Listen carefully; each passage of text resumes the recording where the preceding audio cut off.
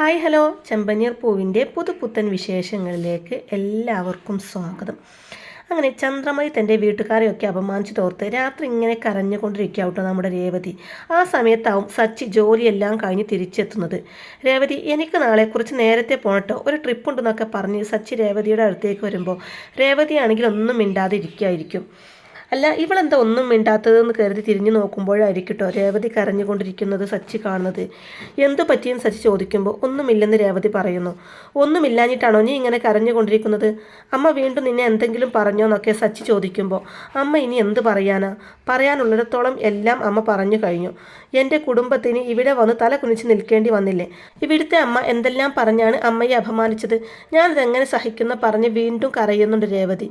ഇതൊക്കെ കേൾക്കുന്ന സച്ചിയാണെങ്കിൽ രേവതിയെ സമാധാനിപ്പിച്ചുകൊണ്ട് പറയുന്നുണ്ട്, അതെല്ലാം കഴിഞ്ഞു പോയില്ലേ രേവതി, നീ വീണ്ടും അതൊക്കെ ഓർത്ത് വിഷമിച്ചിരിക്കുകയാണോ? അമ്മയുടെ വാ അടച്ചു പൂട്ടാൻ ആരെക്കൊണ്ടും സാധിക്കില്ല. ശരത്ത് നിരപരാധിയാണെന്നും ശ്രുതിയാണ് ആ പണം എല്ലാം മോഷ്ടിച്ചതെന്നും എല്ലാവർക്കും മനസ്സിലായല്ലോ. പിന്നെന്തിനാ നീ അതൊക്കെ ഓർത്ത് വീണ്ടും കരയുന്നതെന്ന് ചോദിക്കുന്നുണ്ട് കേട്ടോ സച്ചി രേവതിയോട്. അപ്പോൾ രേവതി പറയുന്നുണ്ട്, എന്നാലും സച്ചിയേട്ടാ, ഇതുപോലൊരു കുറ്റം അവൻ്റെ മേൽ വന്നില്ലേ? ഞങ്ങൾ പാവപ്പെട്ടവരായതുകൊണ്ട് ആർക്ക് എന്ത് വേണമെങ്കിലും പറഞ്ഞ് ഞങ്ങളെ തട്ടിക്കളിക്കാലോ എന്ന് പറഞ്ഞ് രേവതി വീണ്ടും വിഷമിക്കുമ്പോൾ സച്ചി പറയുന്നുണ്ട്, ഇവിടെയുള്ള ബാക്കിയുള്ളവരൊക്കെ പിന്നെ ഈ സമ്പന്ന കുടുംബത്തിൽ നിന്നും വന്നവരാണോ? ഈ വീട് അമ്മയുടെ പേരിലായതിൻ്റെ അഹങ്കാരമാണ് അമ്മയ്ക്ക്. പക്ഷേ ബാക്കിയുള്ളവരൊക്കെ പണക്കാരാണോ? ഞാൻ പോലും വെറും ഒരു ഡ്രൈവറല്ലേ രേവതി? എന്നിട്ടും നീ എന്തിനാ വെറുതെ നിന്റെ കുടുംബത്തെ ഇങ്ങനെ താഴ്ത്തിക്കെട്ടി സംസാരിക്കുന്നത് എന്നെല്ലാം ചോദിക്കുന്നുണ്ട് സച്ചി. അതല്ല സച്ചിയേട്ടാ, ഇത് ശരത്തിൻ്റെ സ്ഥാനത്ത് ശ്രുതിയുടെ അനിയനോ മറ്റോ ആയിരുന്നെങ്കിൽ അമ്മ അങ്ങനെ പറയാൻ പോയിട്ട് ആലോചിക്കുക പോലും ഇല്ലായിരുന്നു. അവൾ വലിയ പണക്കാരിയല്ലേ, മലേഷ്യൻ കുടുംബം, അതിൻ്റെ മര്യാദ എന്തായാലും അമ്മ അവൾക്ക് കൊടുക്കുമല്ലോ എന്ന് രേവതി പറയുമ്പോൾ ഉടനെ സച്ചി പറയുന്നുണ്ട്, ഓ, ഒരു മലേഷ്യൻ മദാമ വന്നിരിക്കുന്നു, അതൊക്കെ അവൾ പറയുന്നതല്ലാതെ അതൊക്കെ സത്യമാണോ എന്ന് ആർക്കറിയാം? കല്യാണം കഴിഞ്ഞ് ഇത്ര നാളായിട്ടും അവളുടെ അച്ഛൻ എന്ന് പറയുന്ന ആ മലേഷ്യക്കാരൻ നമ്മുടെ അച്ഛനെയോ അമ്മയെയോ ഒന്ന് വിളിച്ചിട്ട് പോലുമില്ല. അതിൽ തന്നെ ഒരു കള്ളത്തരം മണക്കുന്നില്ലേ രേവതി? മാത്രമല്ല കുറേ കാലമായി ഒരു മലേഷ്യയുടെ കഥ കേൾക്കാൻ തുടങ്ങിയിട്ട്. അവൾ ആരായാലും നമുക്കെന്താ രേവതി? നീ അതൊന്നും ഓർത്ത് വിഷമിക്കല്ലേന്ന് സച്ചി വീണ്ടും പറയുന്നുണ്ട് രേവതിയോട്. എൻ്റെ അമ്മോ, എന്തൊക്കെയാണെന്നോ ഇവിടുത്തെ അമ്മ പറഞ്ഞത്. ഇവരുടെ മുമ്പിൽ എൻ്റെ അമ്മ തല കുനിച്ച് നിൽക്കുന്നത് കണ്ടപ്പോൾ എനിക്ക് എന്തുമാത്രം വിഷമായി എന്നറിയോ? പുറത്തു നിന്നുള്ളവർ ആരെങ്കിലും ആണ് എൻ്റെ അമ്മയോട് ഇങ്ങനെയൊക്കെ പറഞ്ഞത് എങ്കിൽ ഞാൻ നല്ല മറുപടി അപ്പം തന്നെ തിരിച്ചു കൊടുത്തേനെ. ഇവിടെ പക്ഷേ എനിക്കൊന്നും പറയാൻ കഴിഞ്ഞില്ല, പറയാൻ പറ്റില്ലല്ലോ എന്നൊക്കെ പറഞ്ഞ് രേവതി ഇങ്ങനെ പരിതപിക്കുമ്പോൾ, പറയാൻ പറ്റില്ലെന്ന് നിന്നോട് ആരാ പറഞ്ഞത്? അമ്മ പറഞ്ഞ അതേ രീതിയിൽ തന്നെ അവർക്ക് തിരിച്ചു കൊടുക്കാമായിരുന്നു. അതപ്പം ചെയ്യാതെ ഇപ്പോൾ കരഞ്ഞുകൊണ്ടിരുന്നിട്ട് എന്താ കാര്യം എന്ന് സച്ചി ഇങ്ങനെ പറയുമ്പോൾ, എന്നെ കൊണ്ട് എന്ത് ചെയ്യാൻ പറ്റുമെന്ന സച്ചിയേട്ടൻ നീ പറയുന്നത്? കള്ളക്കൂട്ടങ്ങളാണെന്നും പറഞ്ഞ് ഞങ്ങളുടെ കുടുംബത്തെയൊക്കെ അപമാനിച്ചില്ലേ? കാലിന് വയ്യാഞ്ഞിട്ടും ആ കാല് കൊണ്ട് വൈകുന്നേരം വരെ പൂമാല വിറ്റിട്ടാണ് അമ്മ ചിലവിനുള്ള ക്യാഷ് കണ്ടെത്തുന്നത്. അങ്ങനെയുള്ള അമ്മയെയാണ് കള്ളക്കൂട്ടങ്ങൾ എന്നൊക്കെ പറഞ്ഞ് അമ്മ അപമാനിച്ചത്. അതെങ്ങനെ സഹിക്കും സച്ചിയേട്ടാ എന്നൊക്കെ പറഞ്ഞ് രേവതി ഇങ്ങനെ പൊട്ടിക്കരയാണ് ചെയ്യുന്നത്. സച്ചിയും പറയുന്നുണ്ട്, എനിക്ക് മനസ്സിലാവും രേവതി നിന്റെ വിഷമം. കഷ്ടമായി പോയി, അമ്മ പറഞ്ഞത് കുറച്ച് കൂടിപ്പോയി. എന്താണെങ്കിലും വൈകിയാണെങ്കിലും സത്യങ്ങളെല്ലാം എല്ലാവരും മനസ്സിലാക്കിയല്ലോ. അമ്മക്ക് ഞാൻ നല്ല മറുപടി തന്നെ തിരിച്ചു കൊടുക്കുകയും ചെയ്തു.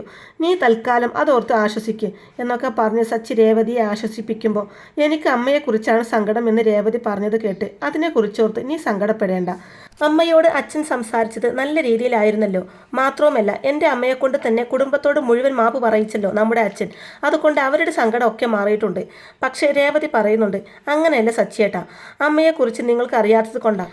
എൻ്റെ അമ്മ ഇത് തന്നെ ആലോചിച്ച് നേരം വെളുക്കുവോളം ഉറങ്ങാതിരിക്കും. മനസ്സ് വിഷമിപ്പിച്ച് എന്തെങ്കിലും അസുഖം വരുത്തി വെക്കുകയും ചെയ്യും. അതൊക്കെ ഓർത്തിട്ടാണ് എൻ്റെ പേടി എന്ന് പറയുമ്പോൾ, അങ്ങനെയൊന്നും ഉണ്ടാവില്ല രേവതി. അവിടെ ദേവമൊക്കെ ഉണ്ടല്ലോ, അവൾ നോക്കിക്കോളും അമ്മയെ. നീ ഒന്ന് സമാധാനിക്കുമെന്ന് പറയുന്നുണ്ട് സച്ചി. രേവതിയാണെങ്കിൽ വീണ്ടും പറയുന്നുണ്ട്, ഒരു തവണ കള്ളൻ്റെ കുടുംബം എന്നുള്ള പേര് വീണാൽ വീണ്ടും എപ്പോൾ വേണമെങ്കിലും എൻ്റെ കുടുംബത്തിൻ്റെ മേലെ ആ പേര് വീഴാമെന്ന് പറയുമ്പോൾ നീ എപ്പോഴും അത് തന്നെ ഇങ്ങനെ പറഞ്ഞുകൊണ്ടിരിക്കാതെ അക്കാര്യം വിട്ടുകള. എൻ്റെ അമ്മയെക്കുറിച്ച് നിനക്ക് നന്നായിട്ട് അറിയാമല്ലോ. അവർ പറയുന്നതൊക്കെ ഒരു വിഷയമായിട്ടെടുത്താൽ പിന്നെ അതിനെ നേരം കാണും. തൽക്കാലം ഈ കരച്ചിലൊക്കെ നിർത്തി കണ്ണും മുഖമൊക്കെ ഒന്ന് തുടക്കാൻ പറയുന്നുണ്ട് സച്ചി രേവതിയോട്. രേവതിയാണെങ്കിൽ അതൊന്നും അനുസരിക്കുന്നില്ല, കരഞ്ഞുകൊണ്ട് തന്നെ ഇരിപ്പാണ്. ഇത് കണ്ട് സച്ചിക്ക് ദേഷ്യം വരുന്നുണ്ട് കേട്ടോ. നിനക്ക് ഞാൻ പറഞ്ഞതൊന്ന് അനുസരിച്ചൂടെ രേവതി, കണ്ണൊന്ന് തുടക്കുകയെന്ന് ശബ്ദമുയർത്തിക്കൊണ്ട് പറയുമ്പോൾ അത് കേൾക്കുന്നതും രേവതി കരച്ചിൽ നിർത്തി കണ്ണൊക്കെ തുടയ്ക്കുന്നുണ്ട്. സച്ചിയാണെങ്കിൽ ഒരു ചെറു പുഞ്ചിരിയോടെ ആ വാട്ടർ ബോട്ടിൽ എടുത്ത് വെള്ളം കുടിക്കുമെന്നും പറഞ്ഞ് രേവതിയുടെ കയ്യിലേക്ക് വെച്ച് കൊടുക്കുന്നുണ്ട്. രേവതി വെള്ളം കുടിച്ചു കൊണ്ടിരിക്കുമ്പോൾ സച്ചി വീണ്ടും പറയുന്നുണ്ട്, നോക്ക് രേവതി, ആര് എന്തൊക്കെ പറഞ്ഞാലും വെറുതെ കരയാൻ വേണ്ടി മാത്രം നിൽക്കരുത്. അച്ഛമ്മ എപ്പോഴും പറയാറുണ്ട്, നമ്മൾ എന്ത് തന്നെ വന്നാലും സത്യം മാത്രം പറയണമെന്ന്. അത് നമ്മളെ ഏത് പ്രശ്നങ്ങളിൽ നിന്നും രക്ഷിക്കുമെന്ന്. ഇന്നിവിടെ നടന്നതും അത് തന്നെയാ. ശരത്തിൻ്റെ മേൽ ഒരു തെറ്റുമില്ല. അവൻ നല്ലവനായതുകൊണ്ട് സത്യം എല്ലാവർക്കും ബോധ്യപ്പെട്ടു എന്നൊക്കെ സച്ചി പറയുന്നത് കേൾക്കുമ്പോൾ രേവതിയാണെങ്കിൽ സച്ചിയെ തന്നെ ഇങ്ങനെ ഉറ്റു നോക്കിക്കൊണ്ട് നിൽക്കുകയാണ് കേട്ടോ. അപ്പോൾ രേവതിയുടെ നോട്ടം കാണുന്ന സച്ചി, എന്തിനാ എന്നെ തന്നെ ഇങ്ങനെ നോക്കുന്നത്? ഞാൻ പറഞ്ഞത് സത്യമല്ലേ? നല്ലത് ചെയ്താൽ നല്ലത് തന്നെയാ നടക്കുക. അതാണ് സത്യം. അമ്മ ചിലപ്പോൾ വായിൽ തോന്നിയതൊക്കെ വിളിച്ച് പറഞ്ഞെന്നിരിക്കും എന്നൊക്കെ പറയുന്നുണ്ട് കേട്ടോ. തുടർന്ന് സച്ചി ചോദിക്കുന്നുണ്ട്, നീ ദിവസവും പൂ കെട്ടുന്നുണ്ടോ ഇല്ലയോ എന്നുള്ളത്. അപ്പോൾ രേവതി അതിന് മറുപടിയായിട്ട്, അക്കാര്യം സച്ചിയേട്ടന് അറിയാലോ, പിന്നെന്തിനാ ചോദിക്കുന്നതെന്ന് പറയുമ്പോൾ സച്ചി ഉണ്ടോ ഇല്ലയോ അതിന് മാത്രം മറുപടി പറഞ്ഞാൽ മതിയെന്ന് പറയുമ്പോൾ ഉണ്ട് എന്ന് രേവതി പറയുന്നത് കേട്ട്, എങ്ങനെ നീ കെട്ടുന്ന പൂവിനെല്ലാം ഒരുപോലെയുള്ള കളറാണോ എന്ന് ചോദിക്കുമ്പോൾ, അതെങ്ങനെ ഒരുപോലത്തെ കളറാവും സച്ചിയേട്ടാ? ഓരോ പൂവിനും പേര് പോലെ പല പല കളറുകളില്ലേ എന്ന് ചോദിക്കുന്നുണ്ട് രേവതി.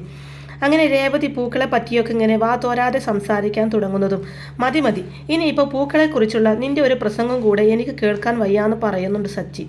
തുടർന്ന് കുറച്ചു നേരം ഒന്ന് ആലോചിച്ച് നിന്നതിന് ശേഷം സച്ചി വീണ്ടും പറയുന്നുണ്ട്, അങ്ങനെ പൂക്കൾ പോലും പല കളറിലായിരിക്കുമ്പോൾ മനുഷ്യരുടെ മനസ്സ് ഒരുപോലെ ആയിരിക്കുമോ? എല്ലാ മനുഷ്യരും ഒരുപോലെ ആയിരിക്കില്ല രേവതി. എൻ്റെ അമ്മയെപ്പോലെയും ചിലരുണ്ടാകും. അതുകൊണ്ട് അതൊന്നും നീ കാര്യമാക്കി എടുക്കേണ്ട രേവതി. അങ്ങനെ ഒരു ഉദാഹരണ സഹിതം സച്ചി രേവതിക്ക് മനസ്സിലാക്കി കൊടുക്കുമ്പോൾ, അതൊക്കെ എനിക്കും അറിയാം സച്ചിയേട്ടാ, എങ്കിലും നാളെ ഒരിക്കൽ അമ്മക്ക് ഇങ്ങോട്ട് വരേണ്ടി വരില്ലേ?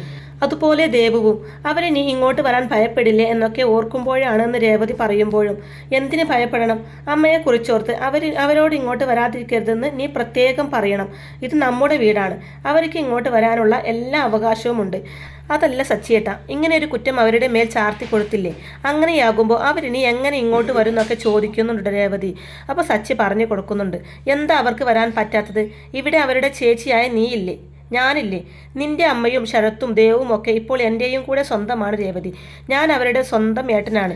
ഇതൊന്നും ഒരിക്കലും മാറാൻ പോകുന്നില്ല. അവരിങ്ങോട്ട് വരാൻ പേടിക്കുമെന്ന് എന്തിൻ്റെ പേരിൽ നീ പറഞ്ഞതാണെങ്കിലും ഞാൻ അതിനോട് യോജിക്കുന്നില്ല. അമ്മ എത്രയൊക്കെ കുറ്റപ്പെടുത്തിയാലും അതൊന്നും മാറാനും പോകുന്നില്ല.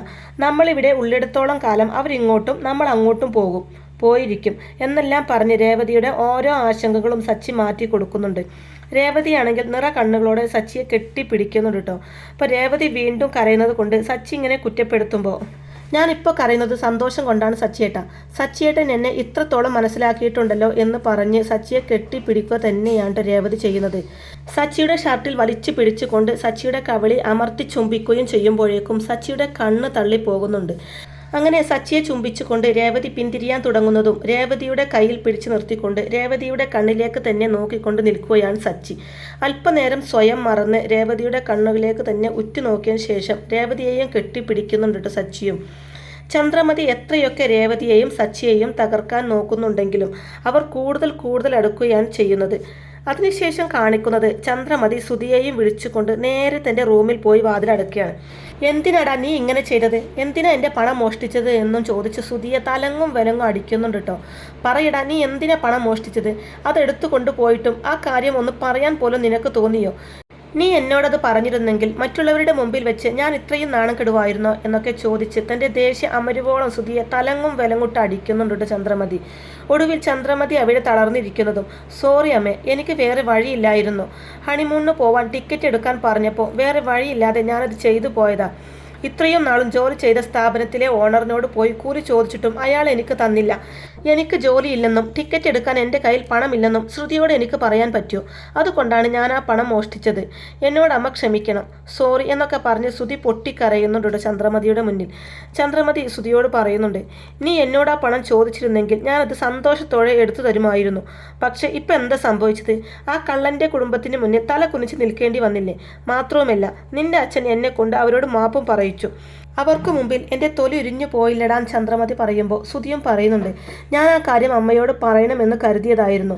അപ്പോഴേക്കും പണം കാണാനില്ലെന്നും പറഞ്ഞ് അമ്മ വെറുതെ പ്രശ്നമുണ്ടാക്കി. അത് കേൾക്കുന്ന ചന്ദ്രമതി തിരിച്ചു പറയുന്നുണ്ട്, എടാ, നമ്മുടെ വീട്ടിലിരുന്ന പണം നിനക്ക് കട്ടുകൊണ്ടു പോവേണ്ട വല്ല ആവശ്യവും ഉണ്ടായിരുന്നോ? അതും എൻ്റെ കയ്യിലുള്ളത്. ഞാൻ അപ്പോൾ ഒരു നുണ പറഞ്ഞ് നിന്നെ രക്ഷിച്ചില്ലായിരുന്നെങ്കിൽ ആ സച്ചി എല്ലാവരുടെയും മുമ്പിൽ വെച്ച് നിന്നെ അടിച്ചു കൊന്നേനെ. ശ്രുതിക്ക് മുമ്പിൽ നിന്റെ മാനവും മര്യാദവും എല്ലാം നഷ്ടപ്പെട്ടു പോയേനെ. അവൾ നിന്നെ എത്രമാത്രം വിശ്വസിക്കുന്നുണ്ട്, അതെല്ലാം ഒരൊറ്റ നിമിഷം കൊണ്ട് പോയേനെ. നീ അതൊന്നും ചിന്തിക്കാതെയാണല്ലോ ഇങ്ങനെയൊരു പ്രവൃത്തി ചെയ്തു വെച്ചിരിക്കുന്നത് എന്നൊക്കെ പറയുമ്പോൾ സുധി സോറി അമ്മേ, ഇത്തവണത്തേക്ക് എന്നോടൊന്ന് ക്ഷമിച്ചേക്ക്, ഇനി ഞാൻ അങ്ങനെയൊന്നും ചെയ്യില്ല എന്ന് പറയുന്നുണ്ട് സുധി.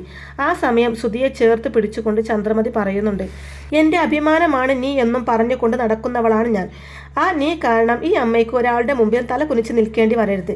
നിന്റെ ജോലി നഷ്ടപ്പെട്ട കാര്യം ശ്രുതി അറിയുന്നതിന് മുമ്പ് എങ്ങനെയെങ്കിലും മറ്റൊരു ജോലി കണ്ടെത്താൻ നീ ശ്രമിക്കണം. ജോലി കിട്ടിക്കഴിഞ്ഞാൽ നിന്റെ എല്ലാ പ്രശ്നങ്ങളും തീരും. അതുകൊണ്ട് മോൻ സമാധാനമായിട്ടിരിക്കുക എന്നെല്ലാം പറഞ്ഞ് സുധിയെ ആശ്വസിപ്പിക്കുന്നുണ്ട് ചന്ദ്രമതി. ശരി അമ്മേ, എത്രയും പെട്ടെന്ന് ഞാൻ മറ്റൊരു ജോലി നോക്കിക്കൊള്ളാം എന്ന് സുധിയും പറയുന്നുണ്ട്.